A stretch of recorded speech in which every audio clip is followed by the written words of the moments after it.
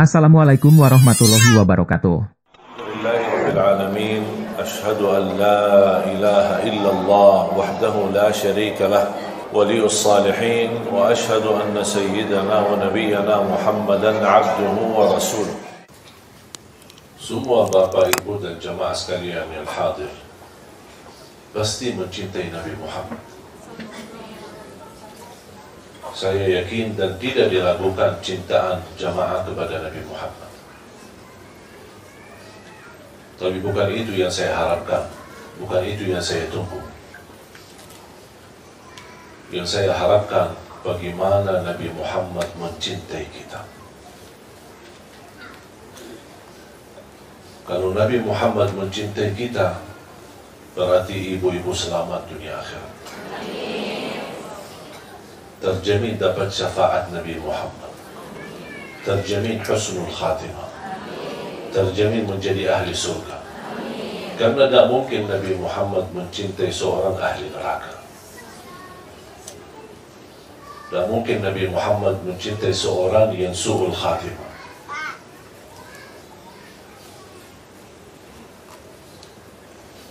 Kita aja membayangkan sudah merasa tersentuh hati kita. Ini baru khayalan saja. Bahkan sebagian besar yang menangis. Yang saya bayangkan kira-kira gimana Mu'adz radhiyallahu anhu itu sendiri.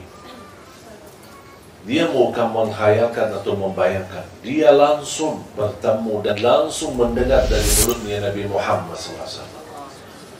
Hei Mu'adz, aku mencintaimu.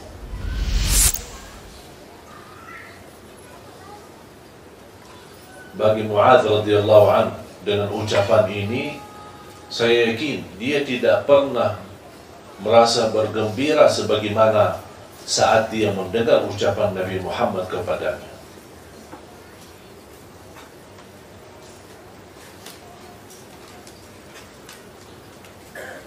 Dan termasuk Mu'adz bin Jabal, salah satu sahabat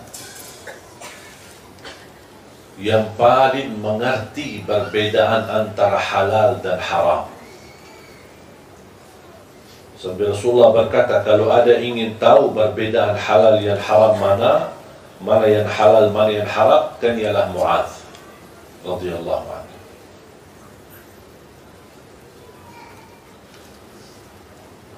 Mudah-mudahan kita semua bisa bergabung bersama Nabi Muhammad di hari kiamat. Menatap wajahnya,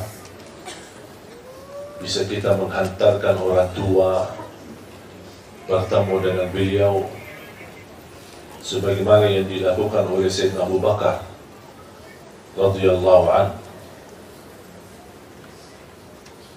Sayyidina Abu Bakar duluan masuk Islam sebelum orang tuanya. Berjuangan lama baru dia bisa mendapatkan orang tuanya menerima Islam. Ketika orang tua berkenan menerima Islam dan ingin mengucapkan kalimat syahadat, Sayyidina Abu Bakar berkata, ayo saya bawamu kepada Rasulullah SAW. Ketika Rasulullah SAW melihat Sayyidina Abu Bakar aja lebih tua daripada Rasulullah dari segi umur. Tapi coba bayangkan, kira kalau Sayyidina Abu Bakar lebih tua, apalagi bapaknya Sayyidina Abu Bakar.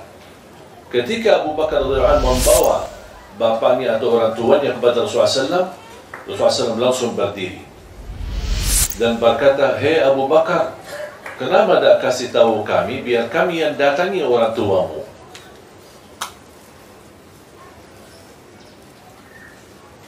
Apa jawab Sayyidina Abu Bakar? Kamu jauh lebih mulia untuk didatangi daripada orang tua saya. Coba betapa Nabi Muhammad mencintai, Sayyidina Abu Bakar mencintai Nabi Muhammad lebih daripada orang tuanya. Walaupun orang tuanya sakit-sakitan, cukup tua, cukup usia, tetapi tetap dia membawakan orang tuanya kepada Nabi Muhammad. Nabi Muhammad justru meminta Cuba kalau anda kasih tahu kami yang datang. Dah apa-apa, kami datang. Itulah tawadhu Nabi Muhammad sallallahu alaihi wasallam.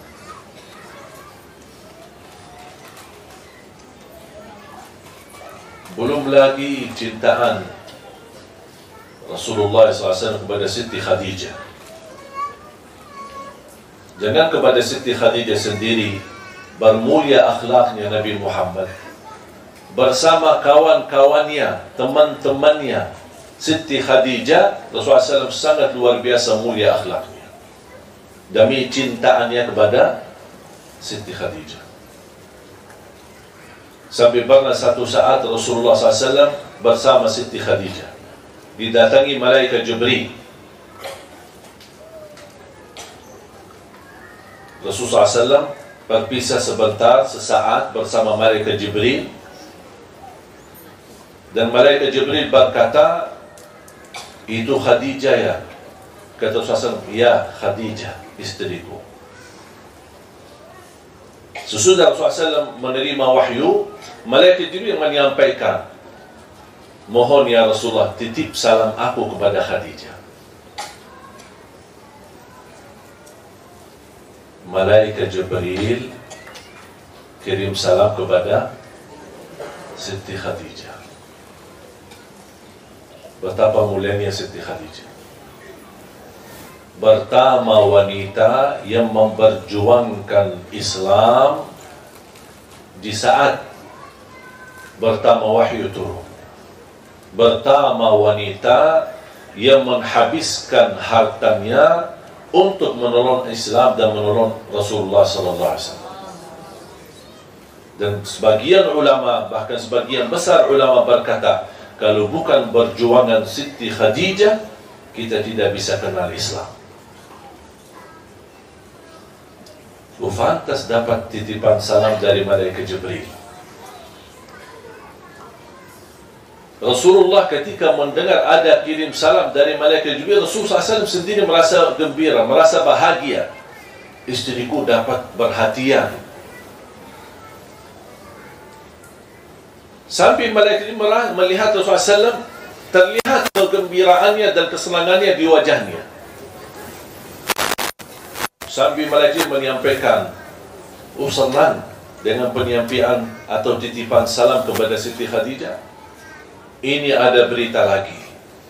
Sampaikan salam kepada Siti Khadijah dari Allah Subhanahu wa ta'ala.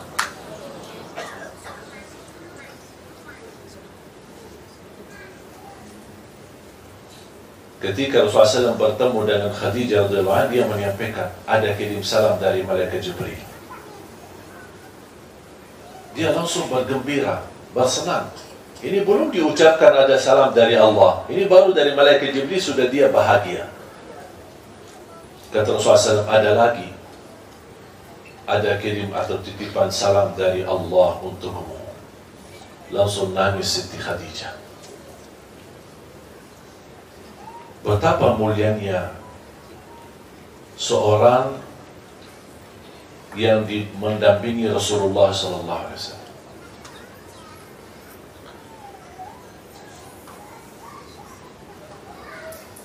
Belum lagi cerita cinta Nabi Muhammad kepada Aisyah radhiyallahu anha. Betapa luar biasa cintaan Nabi Muhammad SAW. Menurut saya, cintaan Nabi Muhammad kepada Siti Aisyah itu menjadi pelajaran bagi setiap generasi. Cinta sejati, cinta yang tulus, cinta yang ikhlas. Setiap saya baca kisah-kisah cintaan Rasulullah kepada Siti Aisyah, kita masih jauh. Masih jauh. Bukan manusia yang biasa yang bisa memuliakan seorang istri.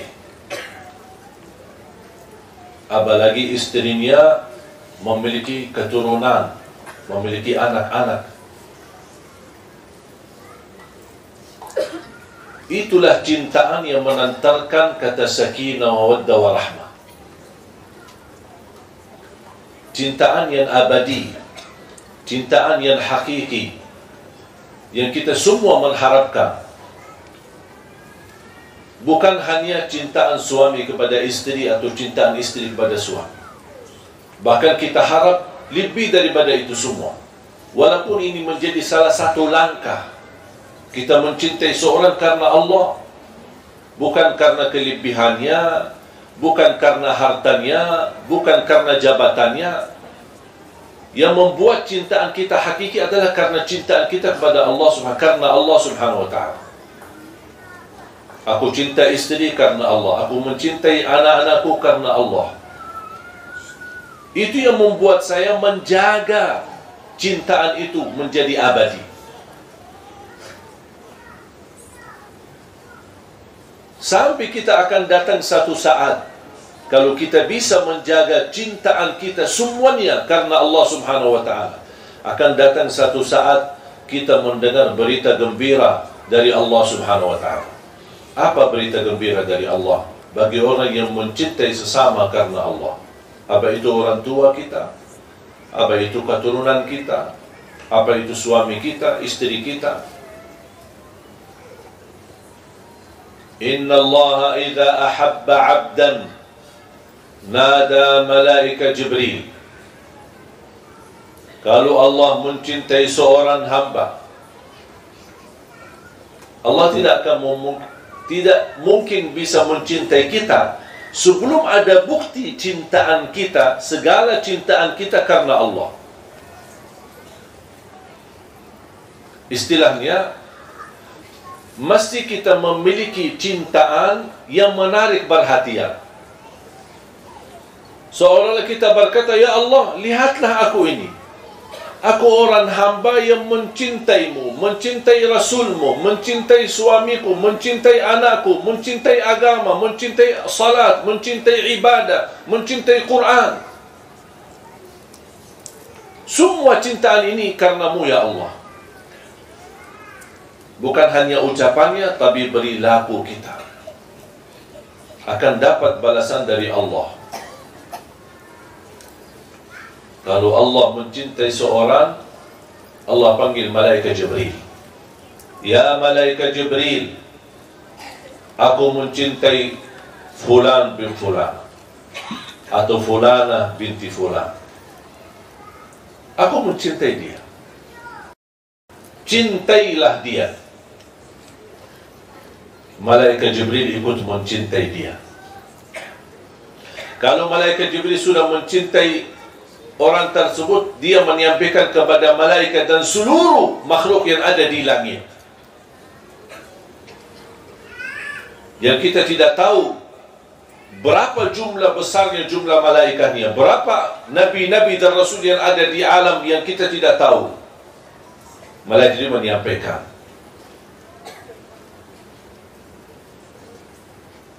hei penduduk langit, ahlus sama,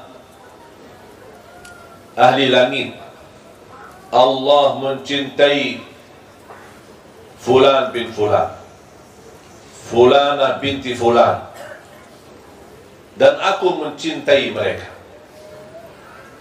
Cintailah kalian terhadap mereka.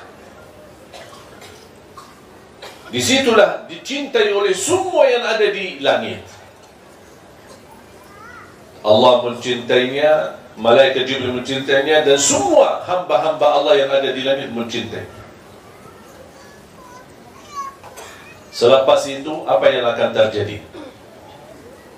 Kalau ahli langit mencintai kita, akan Allah wujudkan al-qabul di muka bumi. Kemanapun kita berada, disayangi orang, disenangi orang, dihormati orang, dimuliakan orang, dimanapun kita berada, biarpun kita ke negeri asing.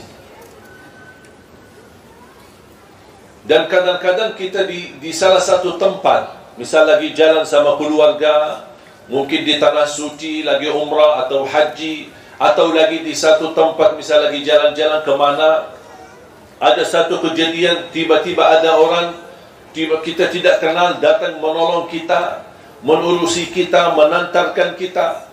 Itu bukan sesuatu yang terjadi kebetulan. Mudah-mudahan menjadi tanda Allah mencintai kita. Makanya Allah menghantarkan orang yang mampu menolong kita. Banyak yang terjadi di muka bumi ini, ada tanda-tandanya, tapi tidak semua bisa mengerti tanda-tanda itu. Ketika pun kita memiliki kesalahan, memiliki kekurangan, dan kita mendapatkan ujian, jangan ada yang merasa Allah tidak mencintai saya lagi karena saya terus ujian, habis ujian, ujian lagi, selesai dari ujian, jatuh kepada ujian lagi. Justru itu tanda Allah masih peduli kepada kita. Yang Allah tidak pedulikan orang yang tidak pernah Allah perhatikan, menjadikan hidupnya sia-sia, menjadikan hidupnya sengsara, tidak pernah diuji, dibiarkan begitu saja. Dalam keadaan senang dibiarkan, dalam keadaan apa dibiarkan sama Allah SWT. Itu yang paling bahaya. Tapi ketika kita diuji, justru tanda itu Allah masih ingat sama kita. Allah masih ingin memberikan teguran, tapi dengan cara Allah, supaya kita bisa muhasabah diri, bisa lebih dekat. Barangkali selama ini kita lebih tergantung kepada makhluk. Allah ingin melihat kebaikan kita. Kita orang yang baik, orang yang mulia. Tetapi kok kenapa selama ini masih tergantung dalam makhluk? Allah kasih ujian. Supaya ujung-ujungnya apa? Yang anda sebutkan bukan hei fulan, hei fulana, tolonglah aku. Tapi tidak, akan datang satu saat yang keluar dari hati dan ucapan lidah kita, ya Allah, tolonglah aku. Itu bisikan yang istimewa karena keluar dari tulus hati kita, ikhlas, dan itulah yang ditunggu oleh Allah Subhanahu wa ta'ala. Dan semakin mulia cintaan kita kepada Allah dan kepada segala sesuatu yang baik, kebaikan, perjuangan kepada Islam, kepada amal saleh, kepada amal jariyah, kepada Al-Quran, kepada tahajud, kepada salat duha, kepada puasa sunnah, silatul rahim. Cintailah amal kebaikan, bukan karena diperintahkan, tapi kita mau melakukannya karena aku cinta mendekatkan diri kepada Allah Subhanahu wa ta'ala.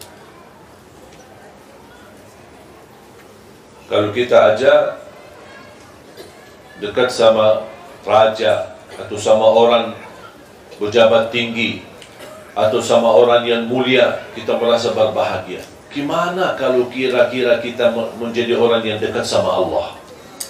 Berarti doa kita diijabah, hajat kita dikabulkan, masalah kita diangkat, apapun yang kita hadapi akan diselesaikan oleh Allah Subhanahu wa ta'ala, karena kita termasuk golongan yang dicintai Allah. Dan mungkin Allah mencintai seorang, tapi Allah membiarkan begitu saja.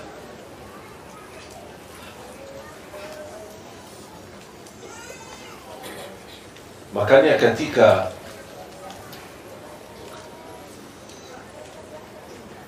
saya bersalawat,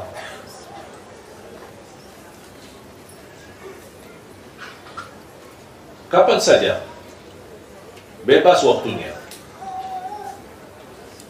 Saya ingat selalu bersabda Rasulullah sallallahu alaihi wasallam di hadis yang diriwayatkan Imam Muslim, barang siapa yang salawat kepadaku 1 kali, akan dibalas oleh Allah 10 kali rahmat.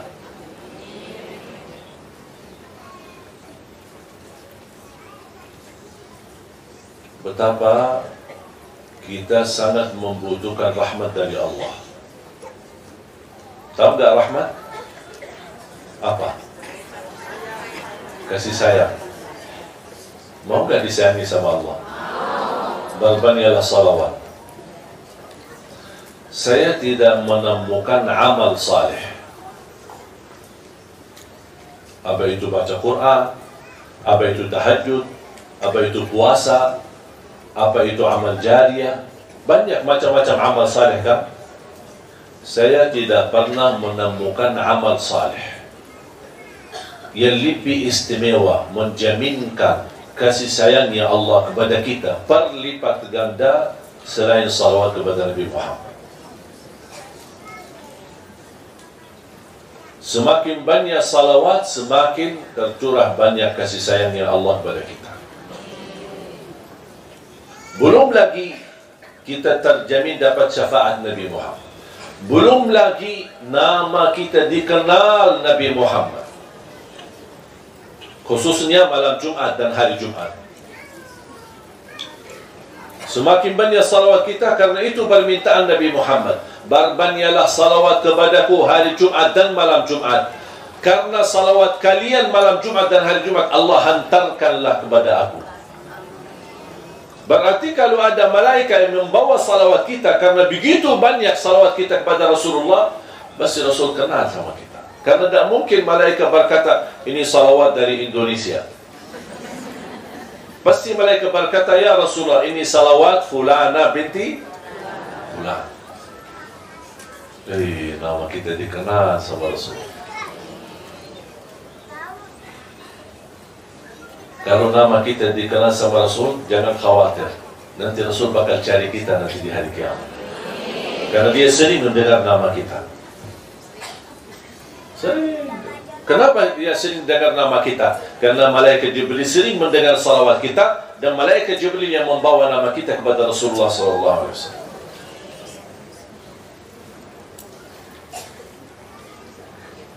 Makanya jamaah sekalian, jangan merasa bosan bersalawat. Sepanjang waktu, sepanjang saat, salawat menjaminkan husnul khatimah. Salawat menjaminkan rahmat dari Allah. Salawat menjaminkan syafaat.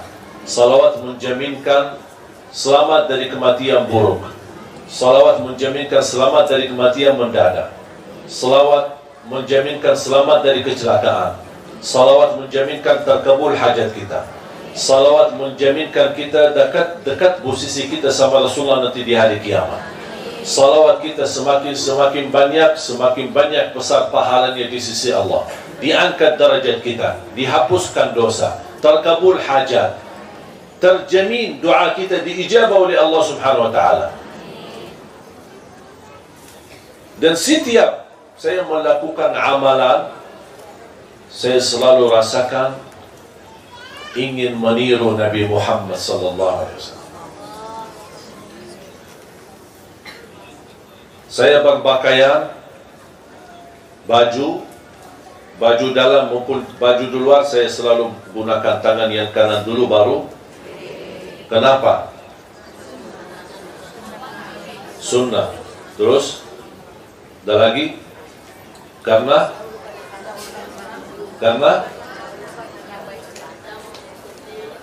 boleh. Terus apa alasan lagi? Karena diperintahkan. Karena setiap kebaikan dimulai pakai kanan. Ada lagi?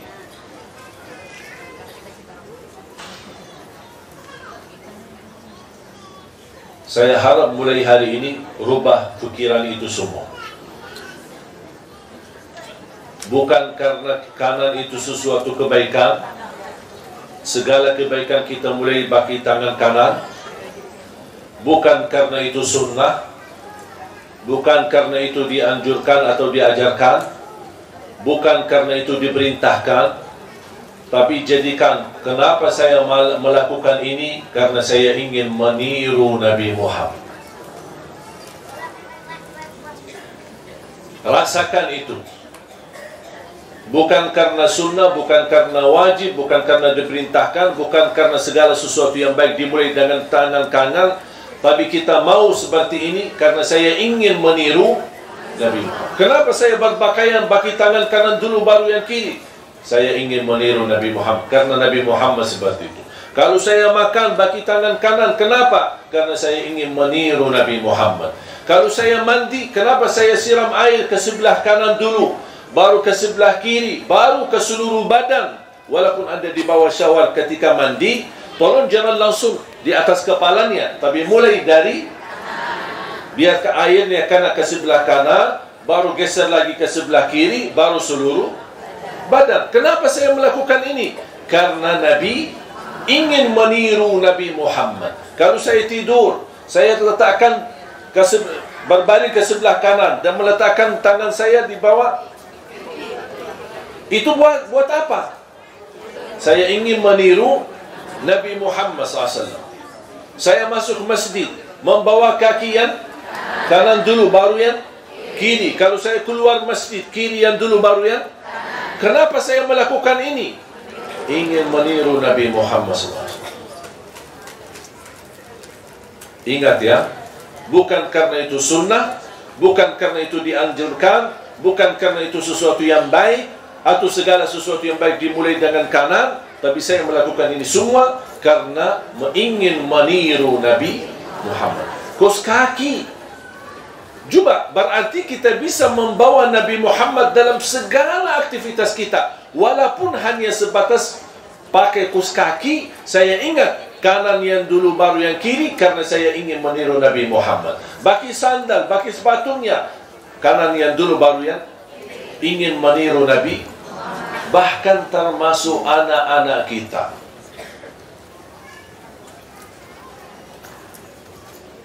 Biasanya kalau kita memberi sesuatu kepada anak kita, namanya anak-anak, kadang-kadang dia menunjukkan tangan yang kiri. Apa itu, permen atau apa makanan, apa sajalah. Betul? Sering terjadi itu, anak-anak selalu menggunakan tangan yang kiri. Dan kita berkata apa? Mana tangan yang manis? Betul? Atau mana tangan yang bagus? Mana tangan yang baik? Boleh nggak kita rubahkan istilah mulai hari ini? Kalau anak kita mau ambil sesuatu, kita berkata, mana tangan yang dicintai Nabi Muhammad? Mana yang dicintai Nabi Muhammad? Supaya dari kecil dia tertanam meniru Nabi Muhammad dalam segala hal. Walaupun dia masih anak-anak tidak tahu apa itu Nabi Muhammad, tidak apa-apa. Kita ajarin, kita kuatkan hubungan batinnya, hatinya, hubungan baik sama Nabi Muhammad. Semakin dia dewasa, semakin dia besar, dia akan tahu segala perilakunya dia ternyata meniru Nabi Muhammad. Dia akan pasti mencari tahu siapa ini Nabi Muhammad. Ternyata Nabi Muhammad adalah teladanku.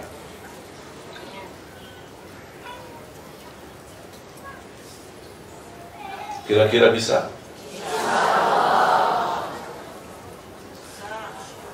Ibu jamaah sekalian, kalau bisa ibu bertahan dan menjaga, ingin meniru Nabi Muhammad, ingin meniru Nabi Muhammad, ingin meniru Nabi Muhammad, dan kita bisa menjalani ibadah ini dengan perasaan ini selama 1 minggu, insya Allah ibu-ibu akan merasa jauh lebih indah hubungan batin kita sama Rasulullah.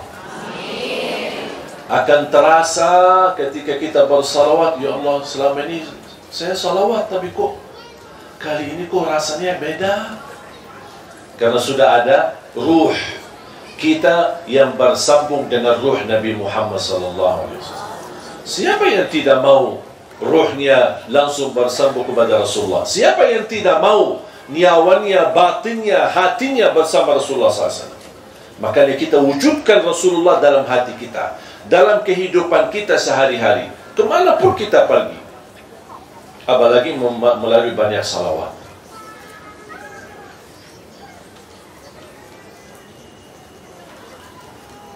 Saya akhiri satu cerita. Kali tawaf 70.000 malaikat. Nabi Ibrahim bersandar kepada Baitul Ma'mur. Nabi Muhammad melihat.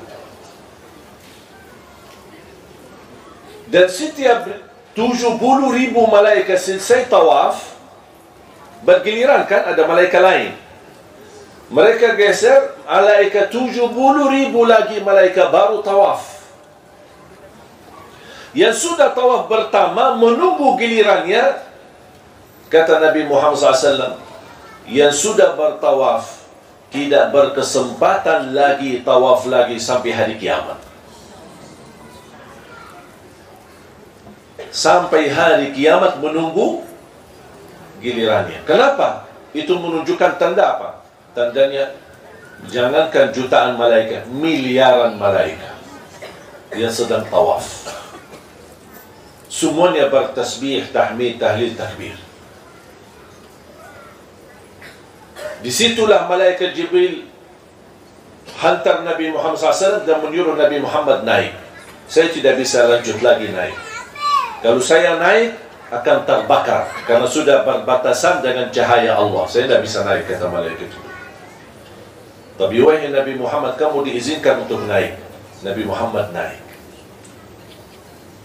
Disitulah tercampur Nabi Muhammad, cahayanya Allah dengan cahaya Nabi Muhammad SAW. Ketika Nabi Muhammad SAW sudah di posisi yang paling istimewa, yang disebutkan Al-Maqamul Mahmud, yang tidak boleh didapati oleh selain Nabi Muhammad SAW.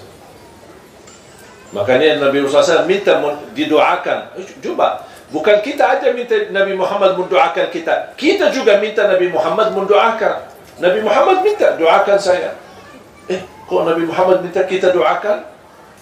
Dari mana kok bisa kita? Kita kan hamba biasa. Kok mana Nabi Muhammad minta kita doakan supaya dia tetap diberikan ke makam mahmud, darajat yang teristimewa nanti di hari kiamat. Apa doanya? Doa setelah azan. Allahumma salli ala Muhammad wa ala ali Muhammad kama sallaita ala Ibrahim wa ala ali Ibrahim innaka Hamidum Majid. Allahumma rabba hadhihi ad-da'wati at-tamma was-salati al-qa'imah ati Muhammadan al-wasilata terus والدرجة العالية الرفيعة وابعثه itu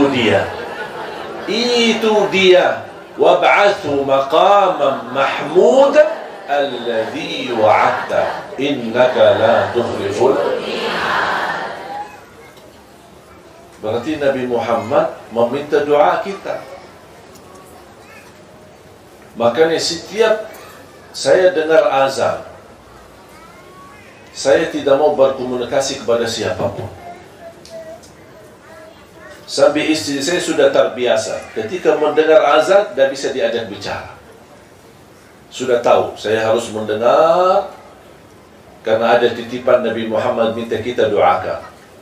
Dan saya mau menjadi orang yang berkenan mendoakan Nabi Muhammad. Walaupun saya tidak fantas, tapi karena itu permintaan.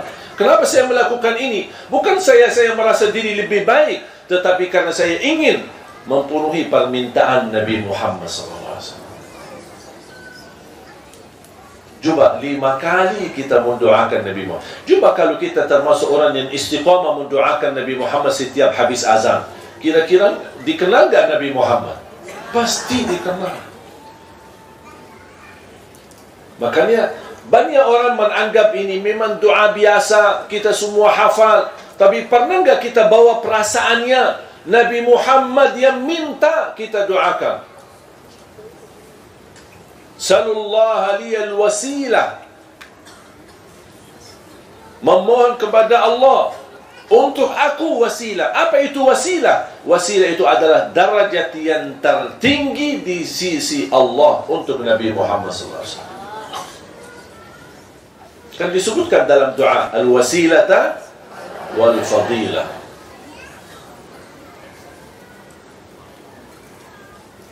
Ketika Nabi Muhammad sudah sampai dan menghadap Allah Subhanahu wa ta'ala, Nabi Muhammad ingin menyampaikan salam. Kalau kita bertemu sesuatu atau menghadap seorang, kita pasti menurut, apalagi kita yang datang kan. Kita datang ke rumah seorang, kita bilang apa? Assalamualaikum. Assalamualaikum. Sering kadang-kadang ada orang jamaah datang, Saya kebetulan misal lagi di ruang bawah, terus ada orang datang, Assalamualaikum. Saya dah jawab. Apa itu Assalamualaikum? Assalamualaikum. Saya dah jawab. Dia perhatikan saya ada. Yang lebih parah itu, yang saya menganggap hal itu tidak sopan. Misal kalau kita di depan rumah, ada jendela terbuka, kita nitip. Assalamualaikum.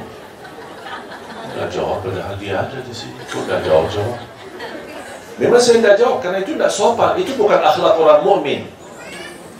Islam mengajarkan kalau kita datang ke rumah orang, tutup pintunya, geser dari depan pintu.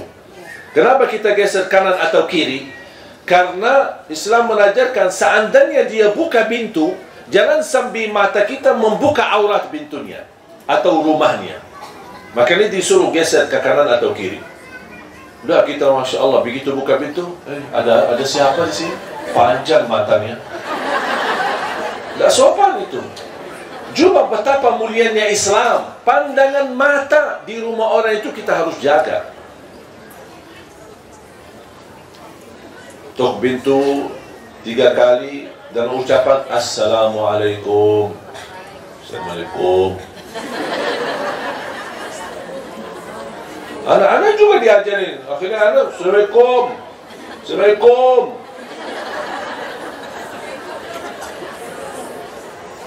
Mohon hal yang dianggap kecil semacam ini mohon diperhatikan. Karena ucapan salam itu doa. Assalamualaikum. Doa dapat salam, dapat sejahtera, dapat kedamaian, dapat rahmat, dapat berkat dari Allah Subhanahu wa taala. Makanya ketika Nabi Muhammad menghadap Allah, dia apa yang harus saya seorang pendatang bertemu Allah, apa yang saya ucapkan? Kalau saya bilang Assalamualaikum, Allah Maha Salam. Bagaimana saya mengucapkan Assalamualaikum ya Allah? Allah lah memberi salam. Allah anugerahkan ucapan-ucapan yang istimewa. Nabi Muhammad mengucapkan At-tahiyyatu, As-salawatu, Al-mubarakatu, At-tayyibatu Lillahi Rabbil Alamin. Makanya menjadi tahiyat dalam salat kita. Itu pertama yang diucapkan oleh Nabi Muhammad SAW kepada Allah SWT.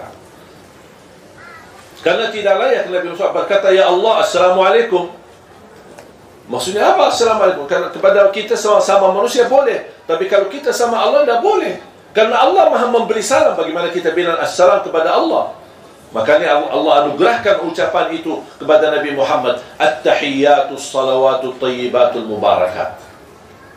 Terus apa yang Allah jawab? Assalamu alayka ayyuhan nabiyyu wa rahmatullahi wa barakatuh. Ketika saya salat dan membaca tahiyat, saya bisa merasakan berdialog antara Allah sama Nabi Muhammad. Nabi Muhammad mengucap, Allah jawab. Nabi Muhammad berkata, Allah jawab. Indahnya luar biasa tahiyat itu. Assalamu alayka ayyuhan nabiyyu wa rahmatullahi wa barakatuh. Berarti Allah menganugerahkan sejahtera, kedamaian, salam, rahmat, berkat kepada Nabi Muhammad. Coba Nabi Muhammad di saat itu, di tempat yang istimewa, di posisi yang istimewa, di derajat yang tertinggi, bertemu Allah Subhanahu wa taala, dan di situ dia tidak pernah lupa kita. Ketika dia mendengar Allah menyampaikan Assalamualaikum warahmatullahi wabarakatuh, Assalamu alayka ayyuhan nabiyyu warahmatullahi wabarakatuh, apa dia jawab? Assalamu alayna wa ala ibadillahis salihin. Ya Allah, aku mohon kesejahteraan buat aku dan semua hamba-hamba yang saleh. Malaikat Jibril karena posisinya tidak terlalu jauh mendengar bisikan ini. Ya Allah, betapa Nabi Muhammad sambil ingat hamba-hamba yang saleh. Ya Allah, anugerahkan salam, rahmat, berkat kepada semua hamba-hambamu yang saleh, termasuk Malaikat Jibril dan semua. Ketika Malaikat Jibril mendengar, fantas Malaikat Jibril berkata, layaklah mu asyhadu an la ilaha illallah wa asyhadu anna Muhammadar Rasulullah.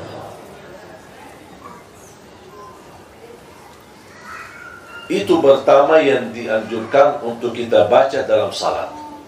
Tapi ketika kita baca, tolong hayati apa yang terjadi di saat cerita itu. At-tahiyatus salawatu adalah ucapan Nabi Muhammad kepada Allah. Assalamu alayka ayyuhan nabiy wa rahmatullahi wa barakatuh, ucapan Allah kepada Nabi Muhammad. Assalamu alayna wa ala ibadillahi salihin, ucapan dan permohonan Nabi Muhammad kepada Allah untuk dirinya dan hamba-hamba yang tidak pernah mau lupa sama kita.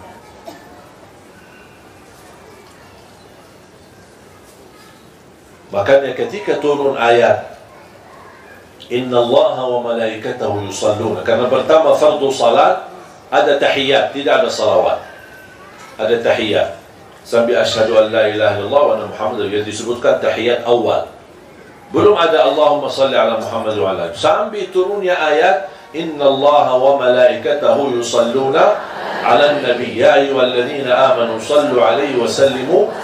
Di situ ada perintah, hei orang beriman, bersalawatlah kepada Nabi Muhammad dan bersalamlah taslima.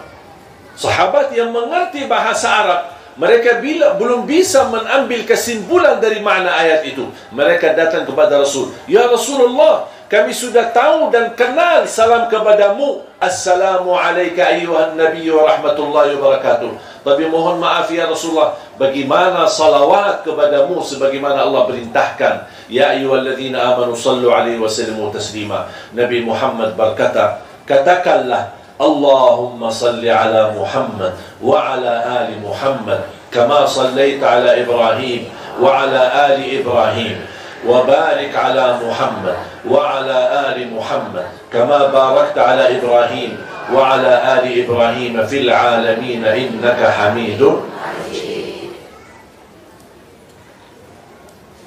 Faham bu?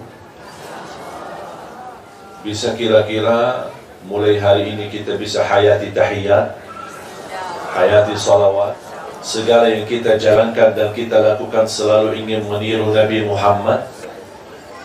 Mudah-mudahan insyaAllah membawa berkah bagi kita semua. Bismillahirrahmanirrahim. Alhamdulillahi Rabbil Alamin. Allahumma salli ala Sayyidina Muhammad wa ala ali Sayyidina Muhammad.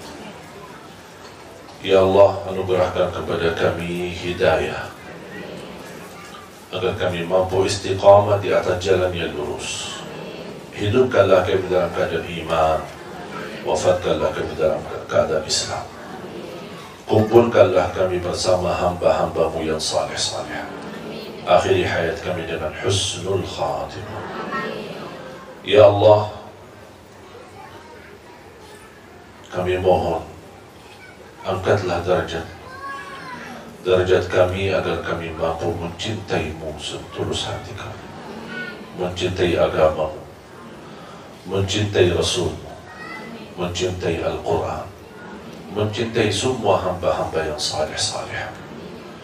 Ya Allah, jadikan cintaan ini mengantarkan kami bahagia selamat dunia akhirat, mengantarkan kami mendapatkan syafaat Nabi Muhammad, mengantarkan kami memperoleh derajat yang tertinggi dalam surga-Mu ya Allah. Ampunilah dosa-dosa kami, kesalahan kami, tutupilah aib-aib kami, dosa di masa lalu maupun dosa di saat sekarang. Kami mohon diampuni dan dihapuskan. Ya Allah, ampuni kedua orang tua kami, sayangilah mereka, karena kami tidak mampu dan tidak akan mampu membalas kebaikan kedua orang tua kami. Anugerahkan kepada orang tua kami kemuliaan di sisimu dunia akhirat. Anugerahkan kepada kami keturunan anak dan cucu saleh-saleh, anak dan cucu penghafal Al-Quran. Anugerahkan kepada kami suami yang mampu memimpin kami dalam agama, yang mampu membawa kami menjadi wanita yang takwa, wanita yang salih,